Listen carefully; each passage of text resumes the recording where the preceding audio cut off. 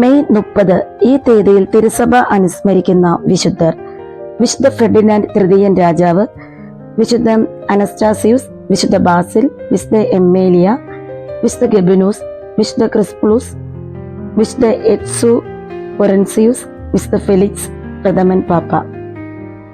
വിശുദ്ധ ഫെർഡിനാൻഡ് തൃതീയൻ രാജാവ് 1199 1252 കാലഘട്ടത്തിലാണ് വിശുദ്ധ ഫെർഡിനാൻഡ് തൃതീയൻ രാജാവ് ജീവിച്ചിരുന്നത്. ഫ്രാൻസിലെ വിശുദ്ധ ലൂയി രാജാവിന്റെ അമ്മ ബ്ലാഞ്ചെ രാജ്ഞിയുടെ സഹോദരി ബെറേംഗൊരായുടെ മകനാണ് ഫെർഡിനാൻഡ് തൃതീയൻ. പിതാവ് ലയോണിലെ രാജാവായിരുന്ന അൽഫോൺസ് ആണ്. 1217 ജൂൺ 6 തീയതി ഫെർഡിനാൻഡ് പലൻസിയ, ബുർഗോസ്, വില്ലഡോലിസ് എന്നീ പ്രദേശങ്ങളുടെ രാജാവായി. വിപ്ലവകാരിയായ ഡോം ആൽവരസ് മുതലായവരെ സ്നേഹപൂർവ്വം കൈകാര്യം ചെയ്ത് രാജ്യം സമാധാനത്തിൽ മുന്നോട്ട് നീങ്ങി. അമ്മയുടെ ഉപദേശം രാജ്യഭരണത്തിൽ അത്യന്തം സഹായകമായിരുന്നു. സമുന്നത രാജപദവിയിലും സമസ്ത കാര്യങ്ങളിലും അദ്ദേഹം അമ്മയെ അനുസരിച്ചിരുന്നു. 1219 ഫെർഡിനാൻഡ് ജർമ്മൻ ചക്രവർത്തിയുടെ മകൾ സുഹൃതിനിയായ ബയാട്രിസിനെ വിവാഹം കഴിക്കുകയും സൗഭാഗ്യകരമായ ഈ വിവാഹത്തിൽ 10 മക്കൾ ഉണ്ടാകുകയും ചെയ്തു. ഫെർഡിനാൻഡ് മറ്റുള്ളവർ തന്നോട് ചെയ്തിരുന്ന അപരാധങ്ങൾ വേഗം ക്ഷമിച്ചിരുന്നു. ക്രൈസ്തവ രാജാക്കന്മാരുള്ള തർക്കങ്ങൾ സമരം കൂടാതെ അവസാനിപ്പിച്ചിരുന്നു. സകല സമരങ്ങളിലും അദ്ദേഹത്തിന്റെ അപേക്ഷ ഇപ്രകാരമായിരുന്നു: ഹൃദയങ്ങൾ പരിശോധിക്കുന്ന കർത്താവെ, എന്റെ മഹത്വമല്ല അങ്ങയുടെ മഹത്വമാണ് ഞാൻ അന്വേഷിക്കുന്നതെന്ന് അങ്ങേക്ക് അറിയാമല്ലോ.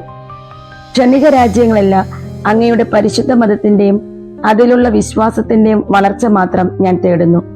യുദ്ധത്തിന്റെ തലേ രാത്രി മുഴുവനും കണ്ണുനീരോടെ പ്രാർത്ഥിച്ചിരുന്നു. സൈന്യം ദൈവമാതാവിന്റെ ഒരു രൂപം വഹിച്ചിരുന്നു. ചിലപ്പോൾ ആ രൂപം താൻ സവാരി ചെയ്യുന്ന കുതിരയുടെ പുറത്താണ് വെച്ചിരുന്നത്.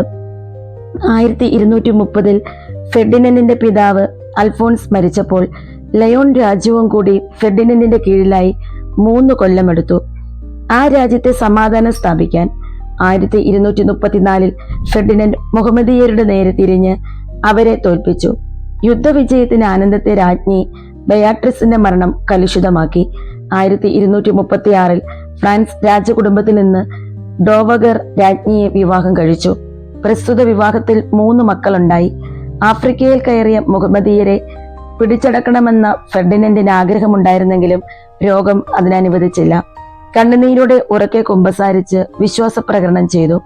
മകളെ വിളിച്ചുപദേശിച്ചു. ഒരു തിരി കത്തിച്ചു പിടിച്ച് ആത്മാവിനെ ദൈവത്തിന് സമർപ്പിച്ചു.